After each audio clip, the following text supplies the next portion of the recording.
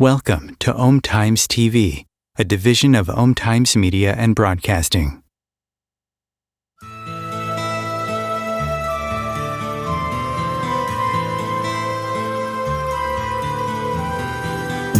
Welcome to What is Going Om, for new thought from the edge of Om.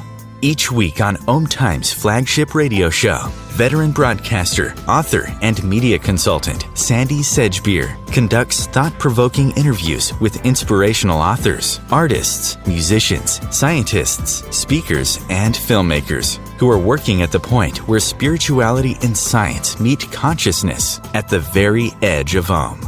Here is your host, Sandy Sedgbeer. Hello. As everybody is aware, we're living through some extremely challenging times right now.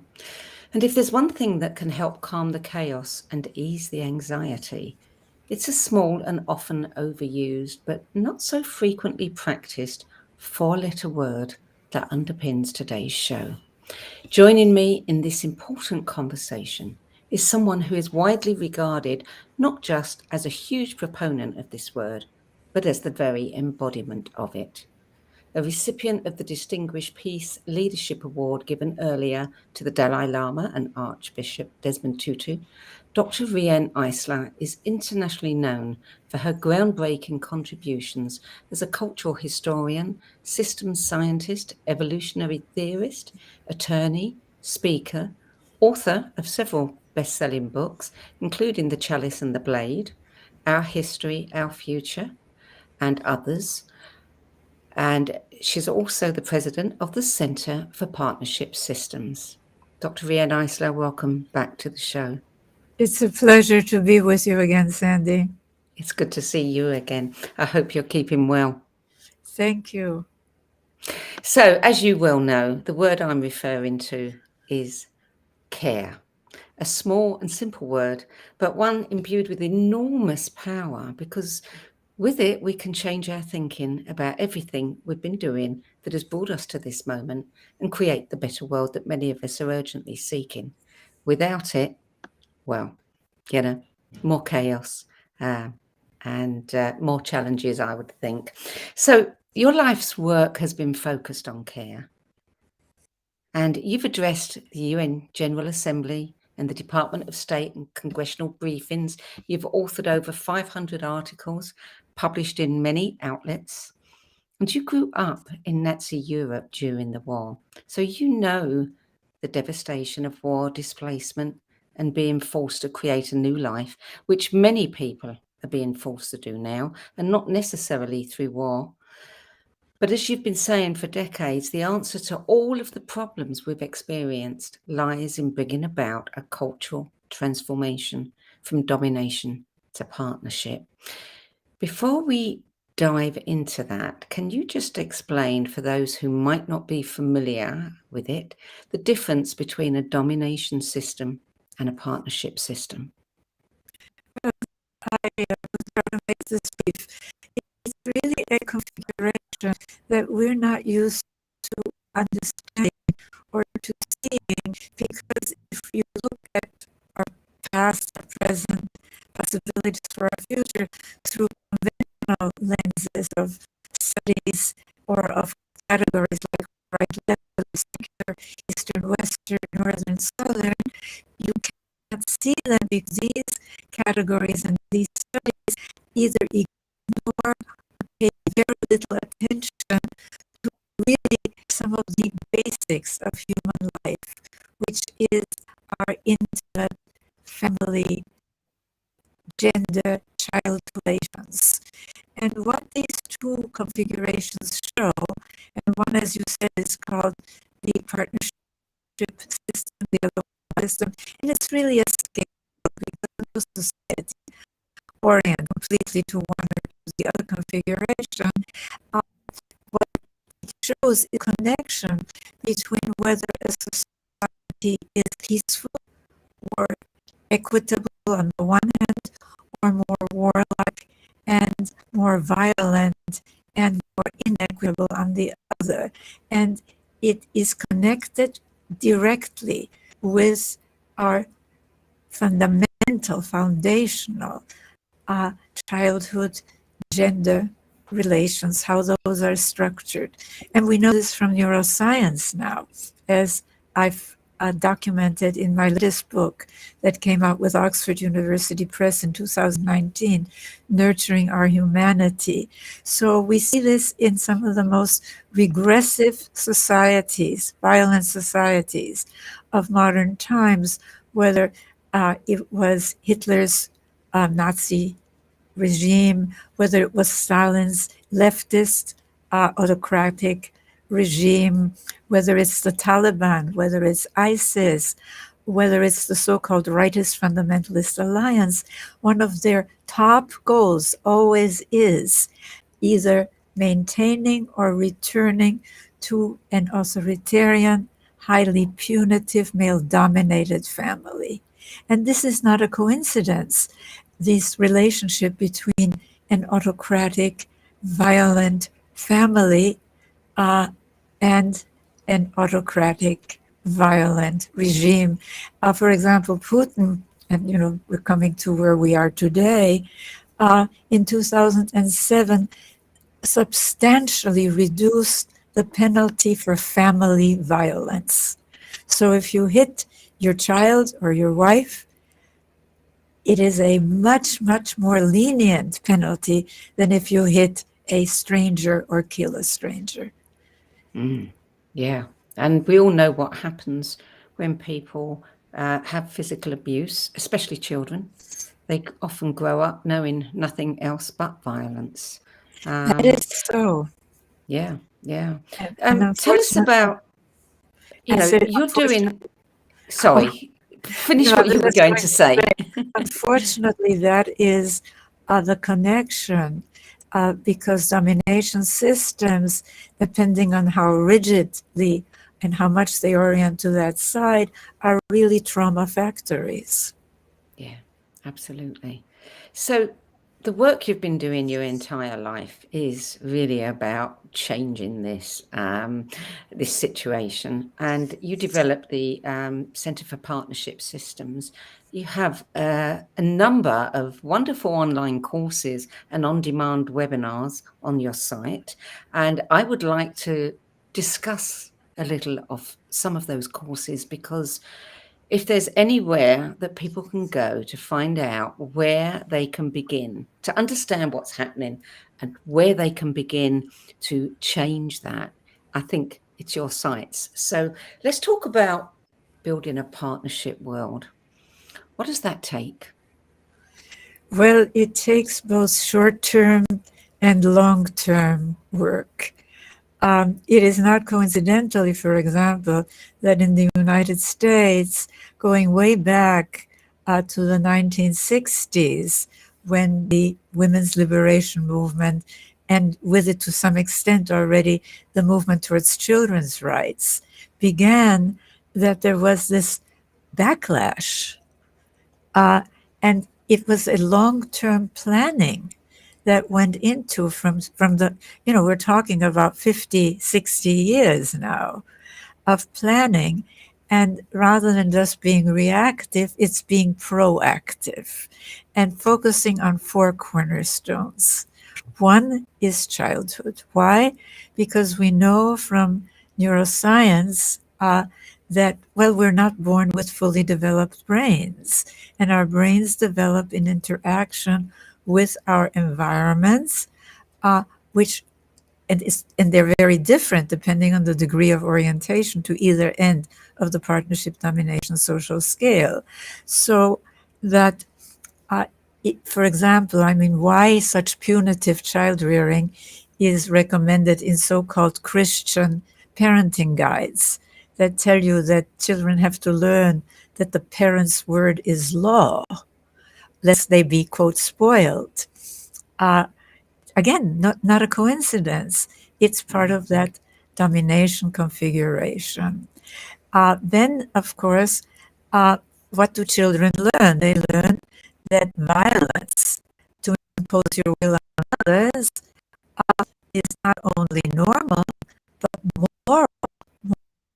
The second is gender. And there's a lot lot to say about it, because first, what children learn, you started with the word care. They learn to devalue care. Why? Because in dominant systems, you have very rigid gender stereotypes, not coincidentally, because how can you rank one over the other without, these rigid stereotypes? Yeah. And of course, anything associated with women or the so-called feminine, whether in a woman or a man, is devalued. And what are some of these things that are devalued? The very things that we depend on for life: caring, nonviolence. It's a hidden system of gendered values that we have to recognize and change. And there are a lot of trends toward this now. But we have been so conditioned to think of them as just women's issues, gender is just a women's issue. No, it's a key social issue. Because what do children learn in these families? They learn in-group versus out-group thinking. They learn to equate difference, beginning with the difference in form between the female and the male form, right? With either superiority or inferiority, dominated, being served or serving, and that goes then into a template for equating all differences, whether they're based on race or religion. I mean, in the Middle East, it's Shia versus Sunni and Sunni versus Shia. It doesn't really matter. It can be a different sect, even, as that example is. So we've inherited this from more rigid domination times, which takes me to economics, and I've written a whole book on economics called The Real Wealth of Nations, that we have to leave behind. We have to identify and start leaving behind this gender system of values, which is built into both capitalism and socialism. And I can talk more about that. And the fourth cornerstone is story and language. The two words that we have in the English language for anything a society connected with gender are patriarchy and matriarchy. And think about that, because either mother's rule or father's rule, there is in our language no partnership alternative. Yeah. And there is a partnership alternative, and we know from archaeology, from linguistics, from even DNA studies, that for millennia, human society is oriented more to the partnership side. Not ideal, but less violent, more gender balanced, more equitable.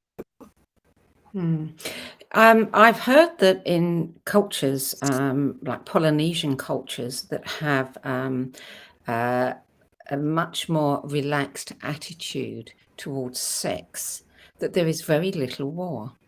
And it's only in the cultures that repress sex that, there's an abundance of those characteristics that we associate with war and violence and domination. Why is that? Well, first of all, I think we have to look at the nuances, because a sexuality in men in male-dominated societies is not repressed. It is distorted, and you see the erotization, what I called in my book Sacred Pleasure, which uses the partnership and domination lenses to look at both sexuality and spirituality. In men, there is this conditioning to eroticize domination and violence. You see it very clearly in pornography, don't you? Yeah. But you see it in ads. It's and both women and men internalize this. I mean, we now, of course, have trends away from that. Feminist writers are writing about the male gaze, for example, and trying to get away from that towards more gender equity. And the men's movement is very, very important. But that was an old theory that really avoided looking at gender. that it's the repression of sexuality. And it's not the repression of sexuality, actually, it is the distortion of sexuality, with women being conditioned to equate it with submissiveness. And of course, then there's Christianity and this whole notion that there's something wrong with the human body and hence with sex, right? And that it's all Eve's fault. Think of that story. I mean, because there are two stories in Genesis about human creation. One is that Elohim, it's a plural, Elohim, I am is a plural in Hebrew, created both women and men in its image, his, her, its image, okay?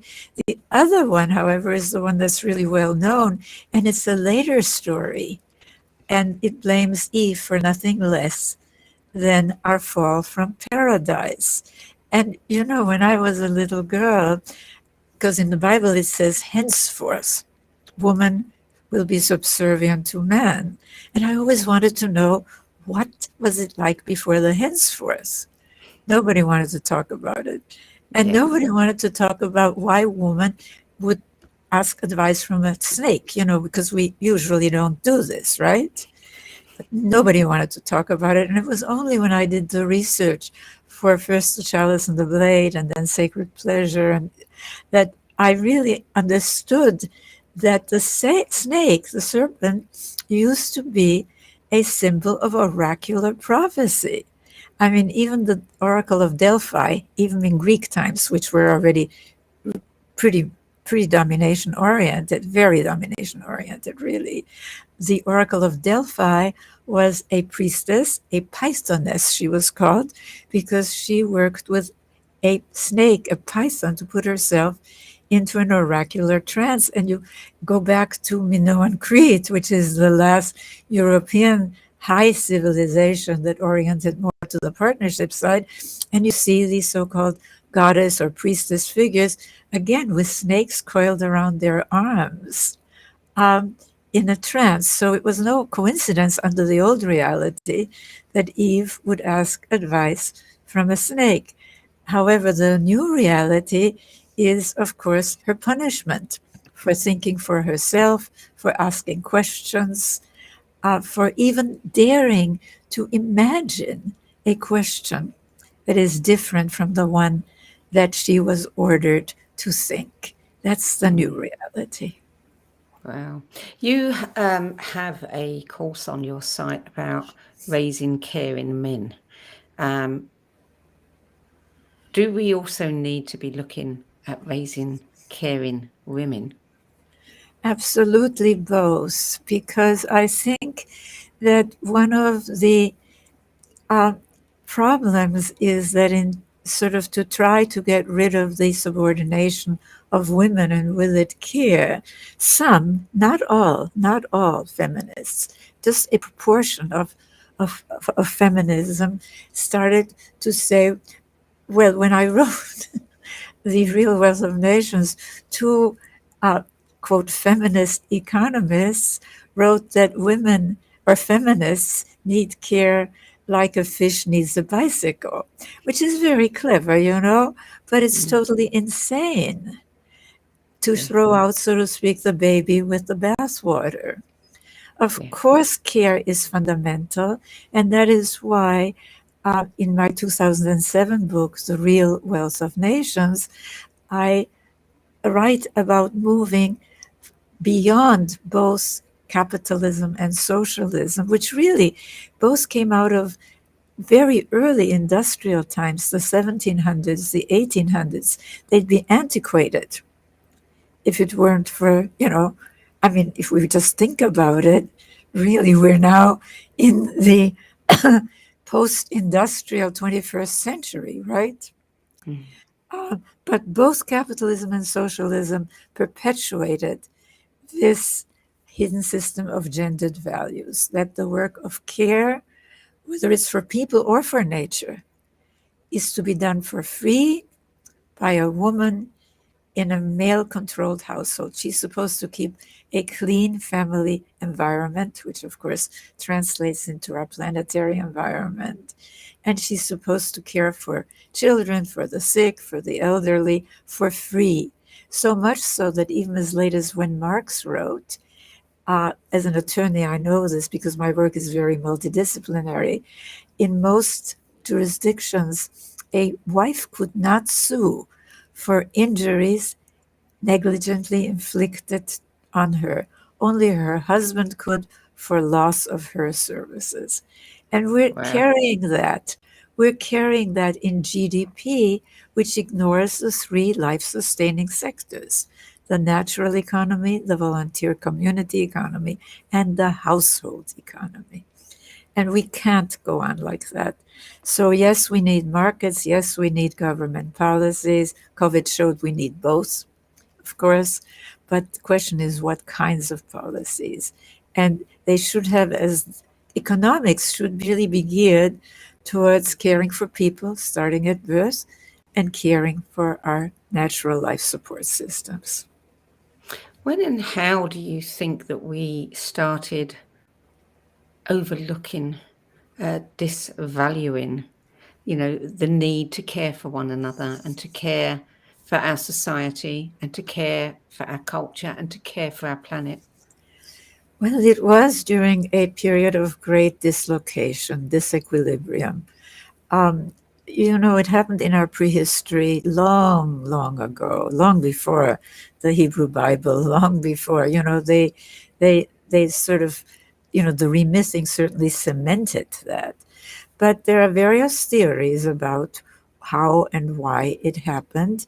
The theory that is now getting quite a bit of scholarly support is the theory of an archaeologist called Maria Gimbutas, who she was an Indo-Europeanist, and she said that the domination system was brought into Europe by pastoralist nomads, in other words, herders. And the DNA evidence now is showing that exactly during the time that she says, there was a almost complete change in the DNA of the population. So that seems to support, at least in the area of, she calls Old Europe, which is the Baltic area, which is where she did most of the excavating, also in Greece, that at least in those areas, that is what happened. But it may have happened in different places for different reasons. A group of scholars at the Chinese Academy of Social Sciences in Beijing, after the Chalice and the Blade came out in Chinese, wrote their own book, The Chalice and the Blade in Chinese Culture, showing again that there was this shift. It's in English and in Chinese. You can perhaps get it online still. Very interesting book, especially the chapter on a group that still exists in northern China, because it was very isolated, where you have a much more equal partnership between women and men. And both women and men care for children. And you do see that in some indigenous people still. Yes, you still see that in some. And I'm glad you said some, Sandy, because we tend to not having, see, we need this new framing, really, very desperately. We need pattern recognition. We should be teaching children from the very early on pattern recognition, which children do. As a matter of fact, you ask children, what was your best relationship and what was your worst relationship? And they will talk. They'll say, well, my best relationship was when I was seen, when I was respected, when I was heard. My worst relationship was when I was forced, coerced, ordered. The partnership or domination system. It's really fascinating. But we need this so badly because a colleague of mine calls our conventional social categories weapons of mass distraction, because they fragment our consciousness. Consider that they either marginalize or leave out the majority of humanity, women and children. I mean, that's Yeah. huge. Massive, massive. Yeah. What do you think? I mean, we're hearing so much these days about children wanting, to be trans, to change, to, try on a different gender. Do you think that that is, is what's been happening to us responsible for that? Or is there no relation? Is this just something that's happening? I'm trying to Well, get a fix on, why that might be. well, I think it's complicated, but I think that it has a lot to do with leaving behind the rigid gender stereotypes. Because you can leave those behind. Now, there are some people who are born with ambiguous sexuality. Okay. And for them, this blurring of gender lines is very important because they can really, identify as one or the other. But it's also worrisome in some respects because so many of the men who are choosing to be women embrace the gender stereotype of the frilly dress and the high heels and in other words, they go whole hog for the old gender stereotype that women are. I mean, think about it. We're hobbled by a lot of this, and of course, when we got,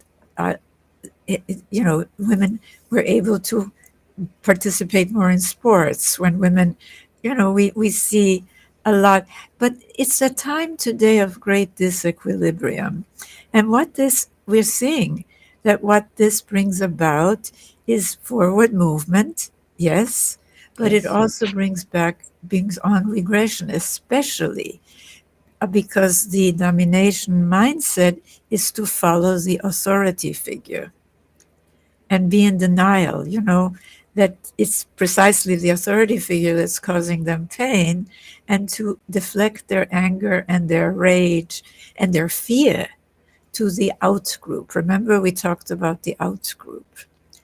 And so we're seeing both a regression, fear, people are being manipulated crazily through fear of the other. But at the same time, there are a lot of trends that we really should be heartened by. And one of them is the movement towards children's rights. I mean, we didn't used to hear at all about children's rights. And now we do. And as I said, it's not coincidental that people like Putin, who are really, like Trump, I mean, poster children for the domination system, really don't respect, they didn't have respect in their own childhoods, and they are perpetuating this in the social system.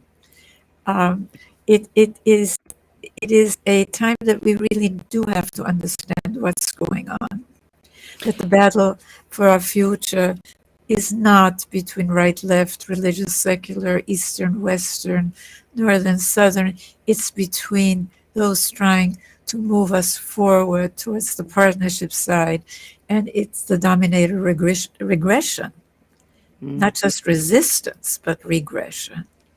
Yeah.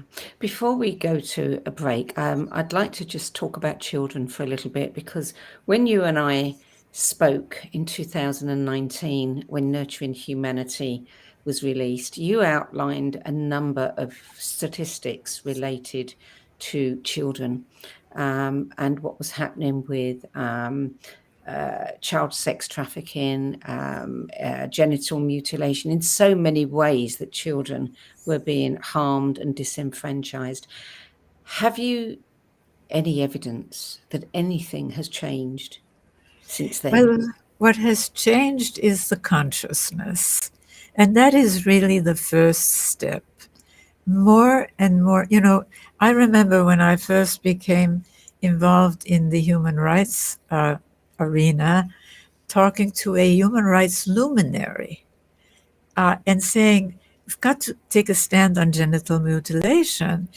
And he said, well, we have to really prioritize, and torture, torture of political prisoners. And I said, but genital mutilation is torture. He couldn't see it. He didn't see it. Today, we are recognizing, in Nurturing Our Humanity, as you know, I describe, for example, some of the studies taking place in the United States, where we do not have as a norm genital mutilation or child brides really some of the terrible abuses that are parts of cultures that orient more to the domination side, whether they're Eastern or Western, Northern or Southern. The ACEs studies, the Adverse Childhood Experiences studies, and they show that even here, a very substantial proportion of the population are traumatized by their early childhood experiences, but it isn't only their childhood experiences. When I said that domination systems are trauma factories, it's all institutions. Education, it used to be you hit the child. If you read Ariel and Durant's, their work, my God, the school teachers bragged about how often they caned students. And we still have that heritage. It's economics, domination economics, and it isn't only capitalism. Neoliberalism, so-called trickle-down economics, it's really domination economics. It's obscene. Like in feudal times, you're supposed to content yourself with the scraps falling from the opulent tables of those on top. They create artificial scarcities, not only by misdistributing to those on top, and also misdistributing into weapons and war, destruction.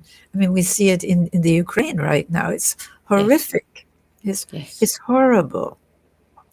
But they also create economic scarcity by not investing in caring for children. Think about that, because we know that high quality capital that economists talk so much about for the post-industrial era, that's the most important capital.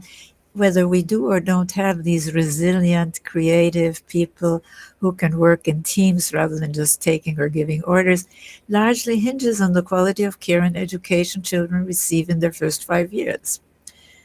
So we have to really stand reality right side up. Yeah, absolutely. We're going to take a short break now, Riane.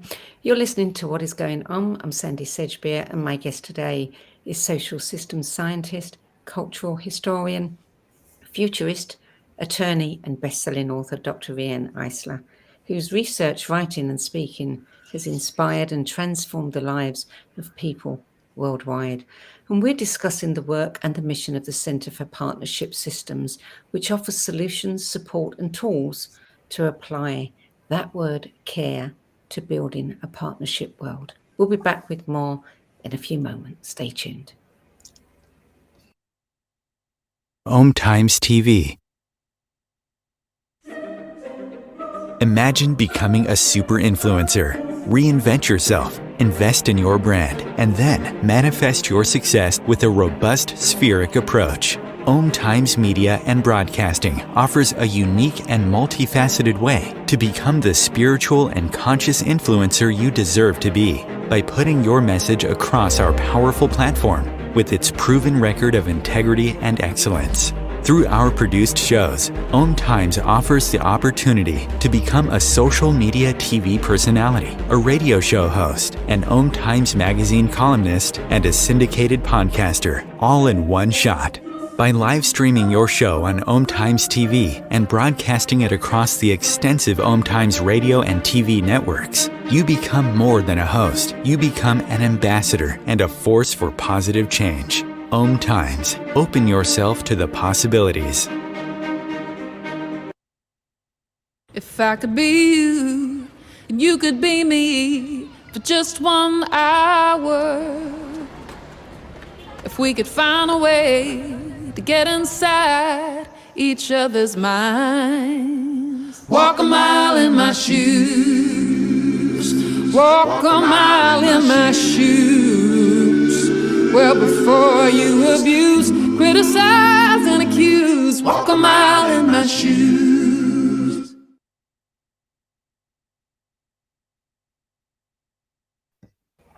Welcome back. Dr. Riane Eisler, you talked about the 4 pillars, one of which is economy. You say that partnership systems require a caring economy. What does that look like, and how do we achieve it? Well, President Biden in the United States has been talking about human infrastructure, a term that I coined in 2007, by the way, as well as about caring economics. And even though the term caring economics has been co-opted now to refer only to direct care, it's a step, isn't it? I mean, when I wrote that book, putting caring and economics in the same sentence was like, oh my gosh. And today we hear that. So the first step is changing consciousness. Because I wrote a book with my wonderful husband and partner, David Loy, called The Partnership Way, which really offers, I mentioned this because I think we can all become agents, as the commercials that we just saw mentioned. We can change this in-group versus out-group thinking by understanding that, yes, it is related to the in-group of mankind and the female other. That's the first really in-group versus out-group that children learn. At the same time, they can learn about racism. They can learn, because it's the same template. It's the other. It's dehumanizing the other, blaming the other. So I think we're talking about action following from changes of consciousness. I mean, Margaret Mead, the anthropologist, she said that just about every good change, whether it was outlawing child labor or having more humane hours of work, etc., they were due to a small group of women and men, usually unpopular group. And what impelled them was their change of consciousness. It does not have to be this way. And this is why I think that the Chalice and the Blade, Sacred Pleasure, were my attempts to untangle. How did this happen? I mean, why I have 2 chapters in the Chalice and the Blade called Reality Stood on Its Head. And it's about the remything process, where all of a sudden, from in Çatalhöyük having a statue of a woman giving birth as part of the sacred art, a male priest has to purify a woman after she gives birth. I mean, what happened? But consider that when I was growing up, school teachers couldn't teach if they were pregnant in the United States, because why have children see this obscene thing? What's obscene? The violence that children are constantly exposed to. Mind you, it's no longer as in the Roman times or even in medieval Christian times, public violence or the stoning of women that we still, or of gays, or, I mean, all of these brutal practices. But it really is, the action flows from the understanding that it doesn't have to be this way. And this is why I think that these 2 books, Chalice and the Blade and Sacred Pleasure, are so important, because they document. And so, I mean, all the way forward to nurturing our humanity, they document that we know from neurochemistry even, we know from biology, that for millions of years, while we were virgins, we orient more to the partner side. And then that even lasts, we So we know that warfare is just 5 to 10,000 years old, which is a drop in natural human evolution. So knowing that it doesn't have to be this way and identifying the trends toward the partnership side. But there is a lot of work to do, and as I said, some of it is short range, but some of it we have to plan ahead. We have to have a integrated partnership political agenda. And I wrote a book about that called The Power of Partnership, which is kind of a how-to book with next steps after each chapter and so on. And I highly recommend that. But I think that the change in consciousness, which you're part of course, is very important. And once we understand the configuration, what are the foundations on which domination systems keep rebuilding themselves? You know, the childhood, gender, economics, story, and language. We can pay attention to those. Yeah. The caring economy part, we hear a lot in recent years. There's been a lot of talk about universal income and governments, giving people a set amount of money so that everybody, nobody's going to be under the poverty line. And there are two schools of thought that I come across with that. One is that, that's a great thing. And then I hear from other people that that's the government dominating because, then they've got control over you. I mean, would you see that as part of a caring economy? I've changed my mind on that. In the Real Wealth of Nations, I felt that the stipend should be associated with some form of care. But what that would require is a huge bureaucracy. And so I think that, it's a complicated issue because overpopulation is really behind our terrible ecological problems. I mean, and overpopulation is the result of denying women any identity other than a relational one as wife or mother or daughter, right? Because you ask women in Africa, do you want to have more children? And they say no. I mean, I can barely take care. There are books written quoting these women.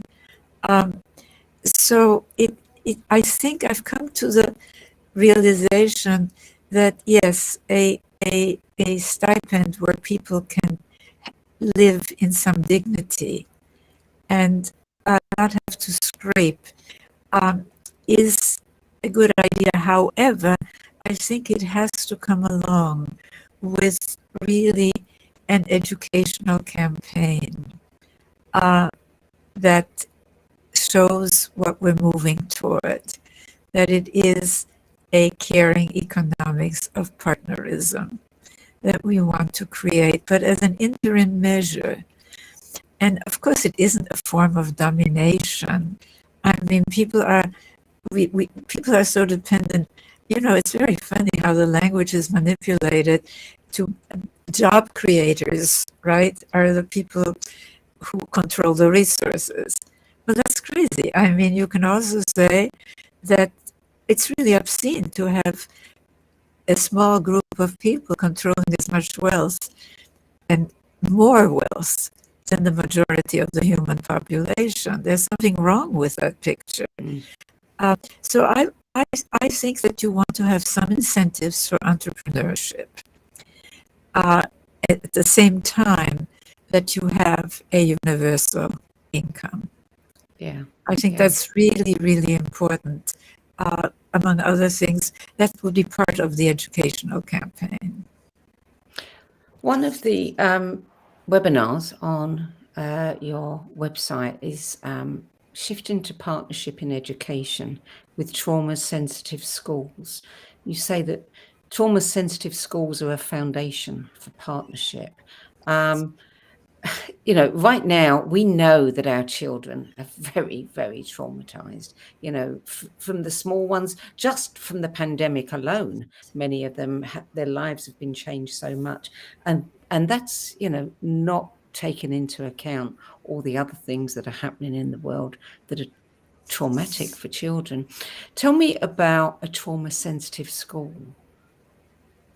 Well, again, it is a trend towards the partnership side.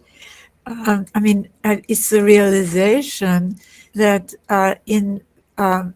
when you have children who are traumatized, and poverty is traumatizing, racism is traumatizing, and yes, violence in homes, neglect is traumatizing. When you have a confluence of these factors, which you unfortunately do in so many areas, in so many cases, you can't really expect children to learn. The first step is just helping them with the torrent of emotions and confusion, with the trauma. So that is a very important partnership step. And I think that it's good news that some teachers are actually doing that. But of course, if you talk to the people who are very much in the rigid domination mindset, they'll say, well, I turned out okay. Well, did you really? If you support punitive policies, this hidden system of gendered values is very interesting because there's always seems to be money for prisons, right? And what's that? It's the punitive male head of household.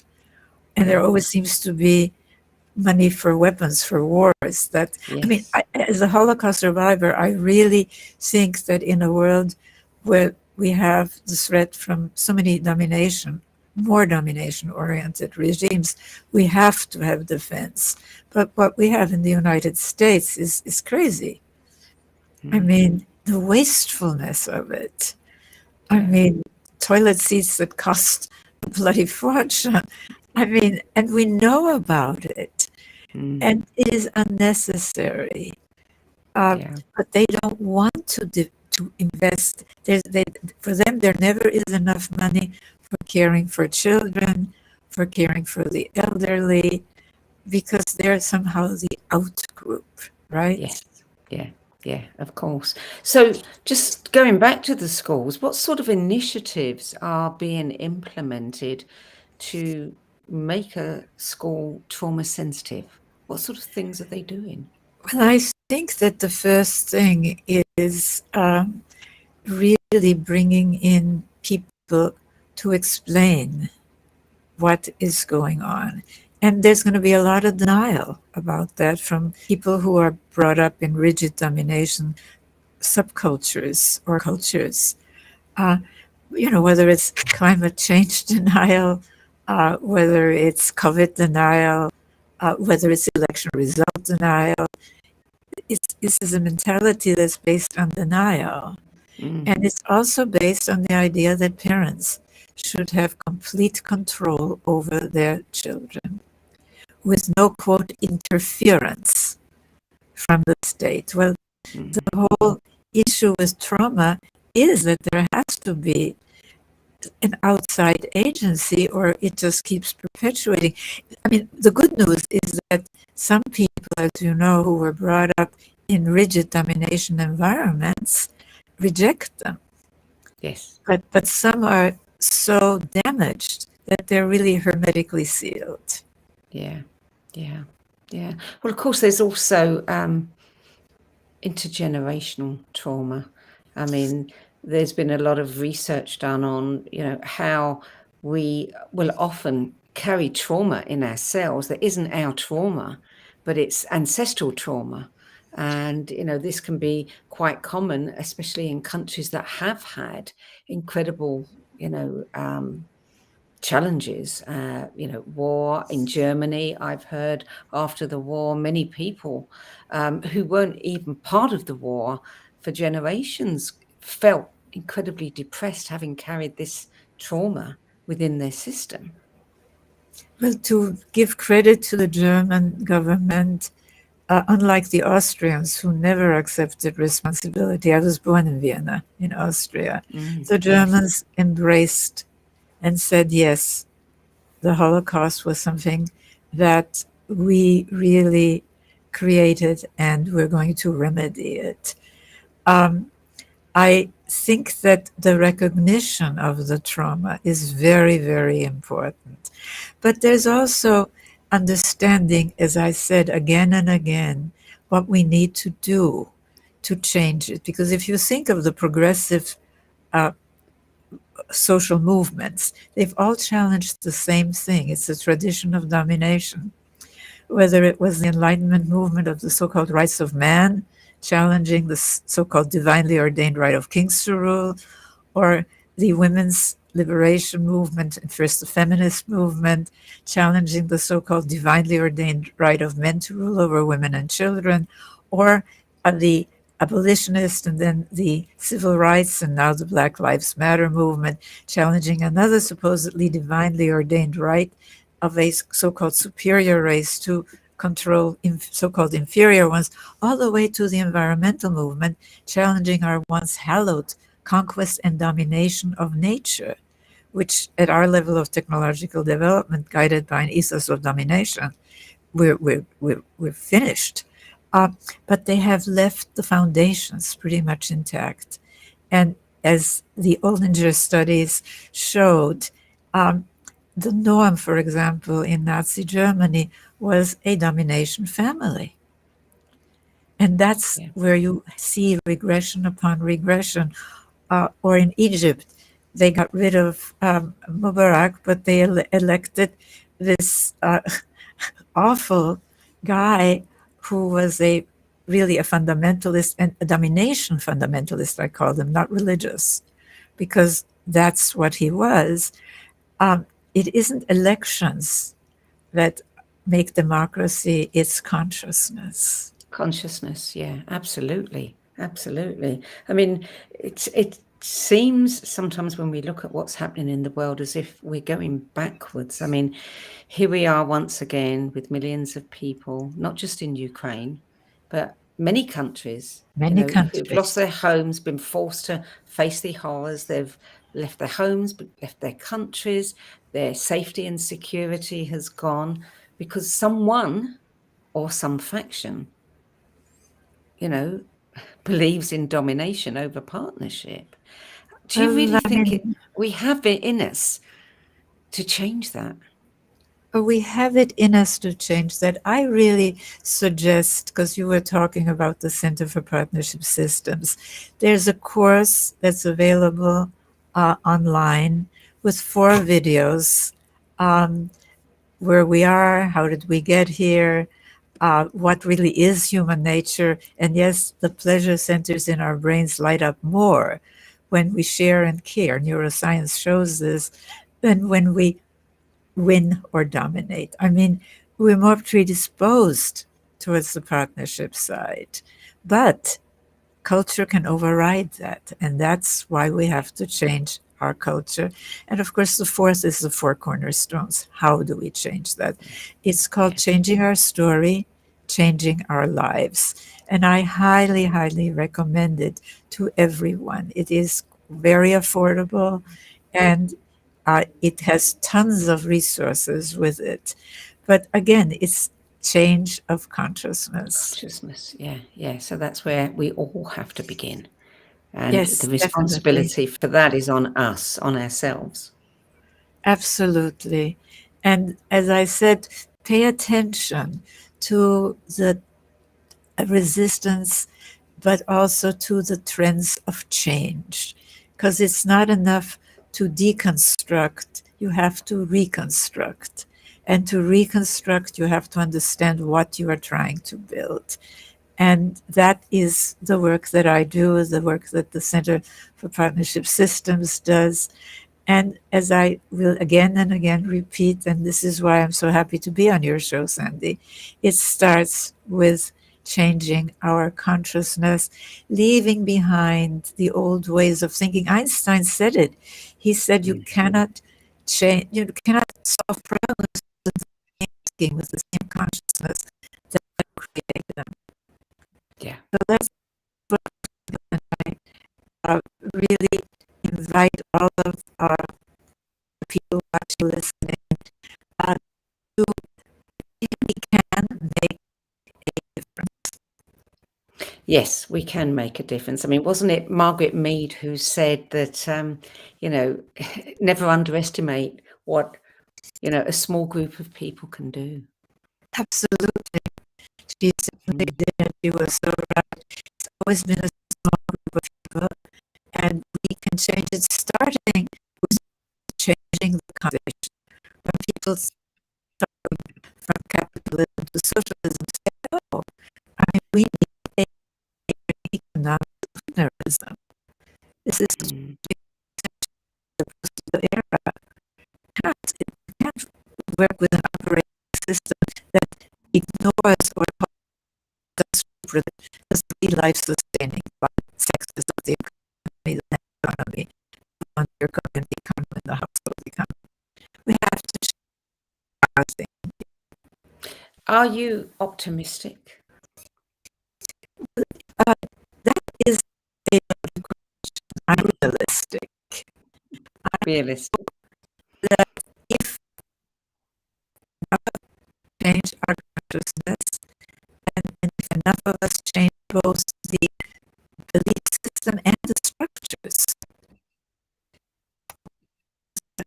of charters, we can change the charters, for goodness sakes. But enough of us have to push for that.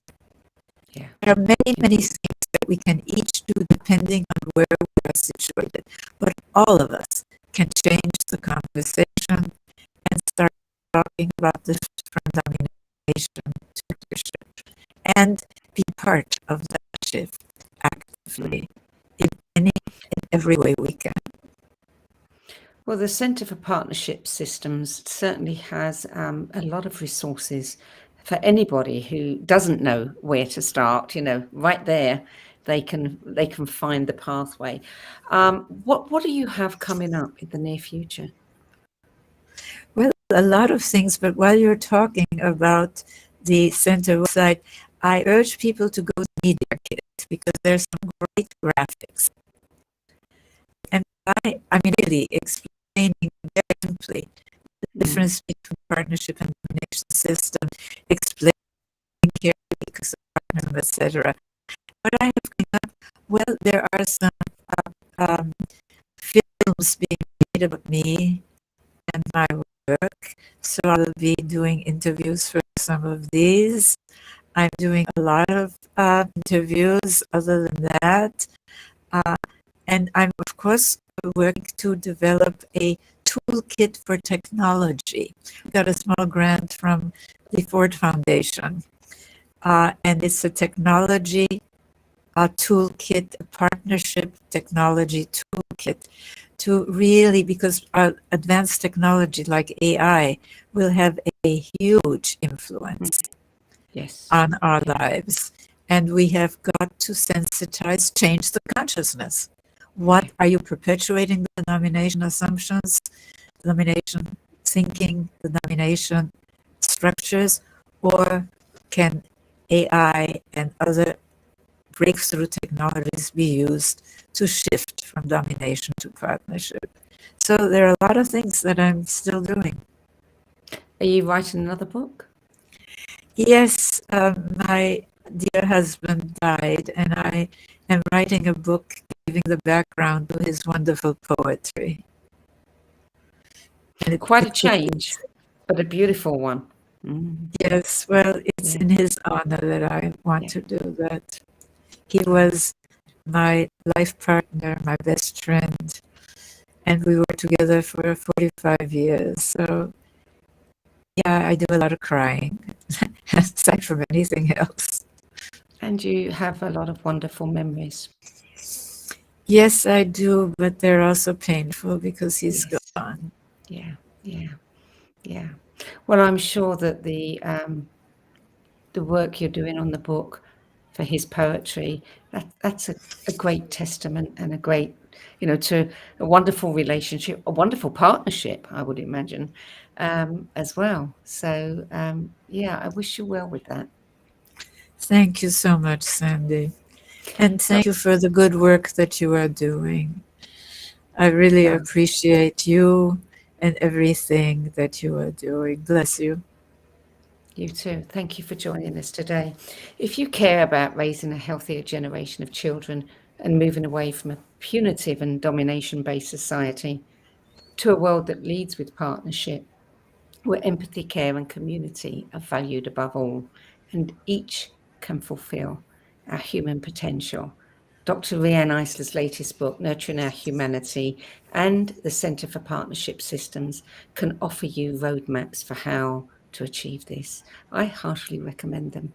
So you can learn more about Dr. Riane Eisler's courses, programs, and resources at centreforpartnership.org and learnpartnership.org. And you can learn more about Riane Eisler's books and work at rianeeisler.com. I'm Sandy Sedgbeer. Thank you for joining me today, and I look forward to being with you at the same time next week. Till then, it's goodbye from me.